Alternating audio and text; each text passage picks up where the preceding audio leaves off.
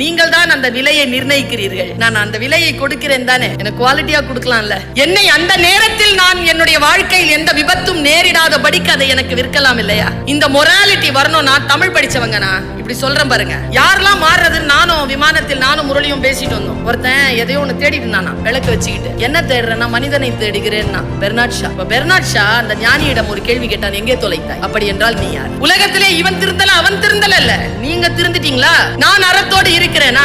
ஓ, சுமாரா ஒரு சொல்ல நான் சொல்றேன். பிரம்பை எடுக்காதவன் மகனை பகைப்பான். பைபிள் சொல் புரியுதா உங்களுக்கு? பிரம்பை எடுக்காதவன் மகனை பகைப்பான் அப்படின்னா என்ன அர்த்தம்? இன்னைக்கு உங்க குச்சி எடுத்துட்டு வீட்டுக்கு போங்க, அது வேலை செய்யுங்கிறீங்க. அந்த குச்சி பையனை படிங்க. சும்மா யார் கையில குச்சி வேலை செய்ய தெரியுமா? தகப்பன் அப்படிங்கிற ஒரு ஸ்தானம் வந்த உடனே அந்த குச்சி வேலை செய்யுமா? செய்யாது. தன் தகப்பன் அறம் சார்ந்த வாழ்க்கை வாழப்போம். தன் தகப்பன் பொய் சொல்ல மாட்டான், தன் தகப்பன் திருட மாட்டான், தன் தகப்பன் பொய்யாக வியாபாரம் செய்ய மாட்டான், தன் தகப்பன் யாரிடத்திலும் கடன் வாங்கி கொண்டு திருப்பி கொடுக்காமல் இருக்க மாட்டான். வெளியில் இருக்கக்கூடிய சிக்கல்களை எல்லாம் வீட்டில் கொண்டு வந்து போட்டு அவன் தாயையோ தம்பி தங்கைகளையோ அடித்து துன்புறுத்த மாட்டான். வேறு பெண்ணோடு இச்சையோடு பேச மாட்டான், குடிக்க மாட்டான், சூதாட மாட்டான். என் தகப்பன் ஒரு ஹீரோ என்று நினைக்கக்கூடிய குழந்தை, அந்த குழந்தையின் தகப்பன் கையில் பிரம்பு எடுத்தால் அந்த பிரம்பு வேலை செய்யும். ஒரு கடைக்கு வரேன்,